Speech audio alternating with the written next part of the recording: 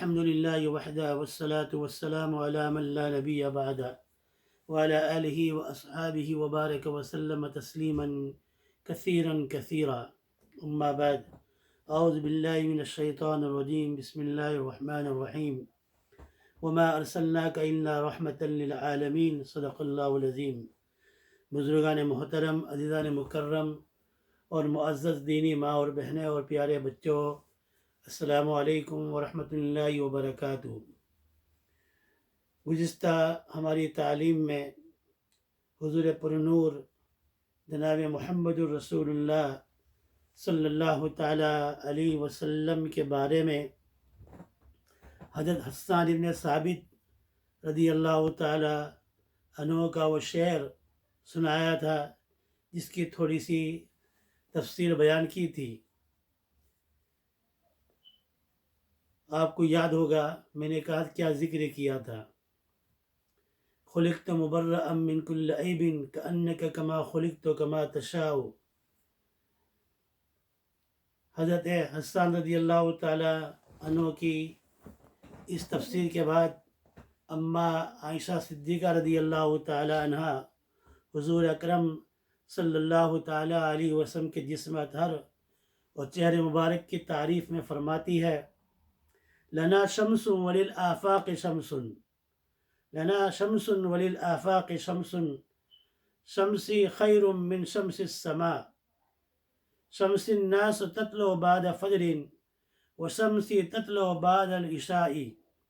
بڑی عجیب بات حضرت عائشہ رضی اللہ عنہ نے فرماتی ہے، ایک سورج تو وہ ہے جو آسمان میں چمکتا ہے، اور ایک میرا سورج ہے، اور میرا سورج آسمان کے سورج سے زیادہ نور والا ہے، آسمان کا سورج سے زیادہ روشن اور چمکدار ہے۔ لوگوں کا سورج تو صبح میں فجر کے بعد طلوع ہوتا ہے، اور میرا سورج عشاء کے بعد طلوع ہوتا ہے۔ عشاء کی نماز پڑھ کر لوگ اپنے اپنے گھروں میں چلے جاتے ہیں، اپنے آراموں میں چلے جاتے ہیں، اور میرا سورج جو ہے آفتاب نبوت، وہ اللہ کے حضور کھڑے ہوتے ہیں، اور جو انوارات اور تنویرات وارد ہوتی ہے اس کو کس الفاظ سے بیان کیا جائے۔ حضرت عائشہ رضی اللہ تعالیٰ فرماتی ہے، میں کپڑا سی رہی تھی، میری سوئی گر گئی، تلاش کیا لیکن ملی نہیں۔ اتنے میں نبی کریم صلی اللہ تعالیٰ علیہ وسلم تشریف لائے تو آپ کے چہرے انور کی روشنی سے مجھے میری سوئی گم گئی ہوئی تھی، وہ مل گئی۔ ابن عساکر نے خصائص کبریٰ میں اس واقعے کو استہ بہقی نے نقل کیا ہے۔ حضور اکرم صلی اللہ علیہ وسلم کا چہرہ انور کتنا نورانی اللہ تعالیٰ نے بنایا تھا۔ حضور اکرم صلی اللہ علیہ وسلم کے قلب مبارک، آپ کے قلب اطہر بھی اللہ تعالیٰ نے عجیب بنایا تھا۔ ایک بات یاد رکھے، ہمارے حکیم الاسلام حضرت قاری محمد طیب صاحب رحمۃ اللہ علیہ نے فرمایا کہ قلب آفاقی ہے، ہمارا بدن یہ دنیا کا ہے مگر دل آفاقی ہے، اور یہ دل حق کو قبول کرتا ہے، ناحق کو قبول نہیں کرتا ہے۔ یہ بات الگ ہے کہ کوئی شخص اپنی جہالت کی وجہ سے، اپنی نادانی کی وجہ سے ناحق کو حق سمجھنے لگے، وہ بات الگ ہے۔ تو یہ قلب آفاقی ہے، یہ حق ہی کو قبول کرے گا۔ مثال کے طور پر میں اس کی مثال دیتا ہوں، کوئی آدمی چوری کرنے جاتا ہے تو پیروں میں کانٹے نہیں چبھتے۔ کوئی آدمی کسی مٹھائی کی دکان پر مٹھائی چوری کر کے لایا، اس کو گلاب جامن کو کھائے گا یا حبشی حلوہ کھائے گا تو اس کو میٹھا لگے گا، زبان کو کڑوا نہیں لگے گا، بدمزہ نہیں لگے گا، لیکن دل اندر سے قبول نہیں کرے گا۔ دل کہے گا تو نے غلط کام کیا ہے، تو نے چوری کی۔ اس کے بعد حضرت حکیم الاسلام قاری طیب صاحب رحمۃ اللہ علیہ فرماتے تھے کہ اللہ تعالیٰ نے جس مادے سے عام انسانوں کے قلبوں کو بنایا، اس مادے سے انبیاء علیہ السلام کے مبارک جسموں کو بنایا۔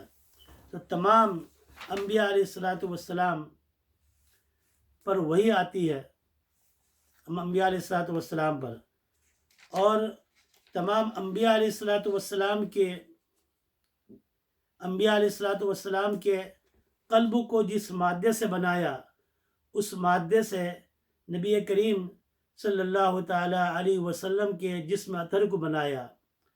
تو حضور اکرم صلی اللہ تعالیٰ علیہ وسلم کا قلب مبارک کتنا قیمتی ہوگا، کتنا اعلیٰ اور عرفہ ہوگا۔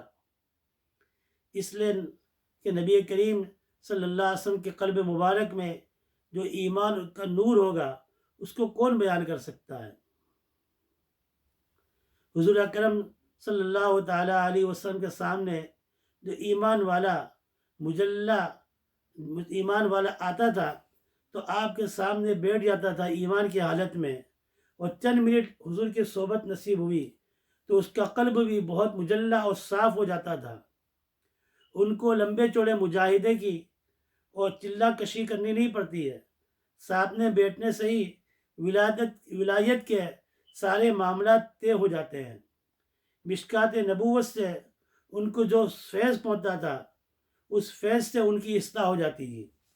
تو نبی کریم صلی اللہ تعالیٰ وسلم کو اللہ تعالیٰ نے قلب مطہر کیسا عطا فرمایا تھا۔ کسی شاعر کا شعر ہے، درفشانی نے تیری قطروں کو دریا کر دیا، درفشانی نے تیری قطروں کو دریا کر دیا، دل کو روشن کر دیا، آنکھوں کو بینا کر دیا، جو خود نہ تھے راہ پہ اوروں کے ہادی بن گئے، جو خود نہ تھے راہ پر اوروں کے ہادی بن گئے، وہ کیا نظر تھی جس نے مردوں کو مسیحا کر دیا۔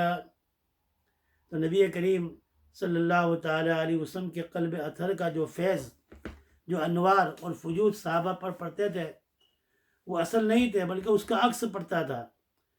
تو ان کے آپ صلی اللہ علیہ وسلم کے اوصاف طیبہ طاہرہ مقدمہ سے جس صفت کا عکس جس صحابی پر پڑتا تھا وہ صحابی میں وہ صفت نمایاں طور پر ظاہر ہو جاتی تھی۔ اب جس شخص پر جو عکس زیادہ پڑتا تھا وہ آپ صلی اللہ علیہ وسلم کی صحبت مبارک سے، آپ کے فیوز سے وہ صفت بھی اس میں نمایاں ہو جاتی تھی۔ صدیق پر صداقت کا عکس پڑا، صدیق بن گئے۔ فاروق پر عدالت کا عکس پڑا، وہ عادل بن گئے۔ عثمان پر سخاوت کا عکس پڑا، وہ سخی بن گئے۔ علی پر شجاعت کا عکس پڑا، علی شجاع بن گئے۔ اور جس شخص نے یہ سمجھا کہ یہ میرا عکس ہے، میری خوبی ہے، میرا یہ دل اتنا پاکیزہ ہو گیا، وہ گمراہ ہو گیا۔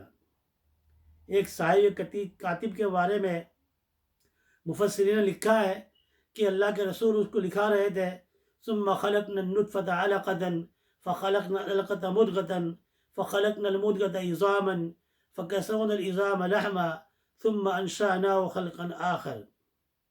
تو حضور کے قلب اطہر کا عکس اس پر پڑا۔ ابھی حضور صلی اللہ علیہ وسلم آگے بولا نہیں تھا، فتبارک اللہ احسن، آپ نے تلاوت نہیں کی تھی، اس نے اس سے پہلے ہی لکھ لیا، لیکن وہ یہ سمجھ بیٹھا کہ یہ میرا بھی کمال ہے تو آدمی گمراہ ہو گیا۔ تو بہرحال میرا کہنے کا مقصد یہ تھا کہ حضور اکرم صلی اللہ تعالیٰ علیہ وسلم کا قلب مبارک کتنا پیارا اور کتنا نورانی ہوگا اور کتنا قیمتی ہوگا۔ اللہ تبارک و تعالی ہمیں حضور اکرم صلی اللہ تعالیٰ وسلم کی صحیح محبت نصیب فرمائے، آپ کی اتباع نصیب فرمائے، آپ کی غلامی نصیب فرمائے، آپ کا تابعدار بنائے۔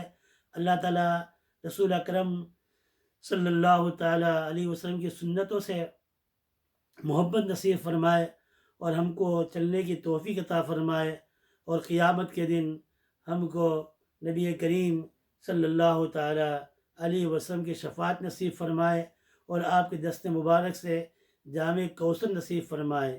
آمین یا رب العالمین برحمتک یا ارحم الراحمین۔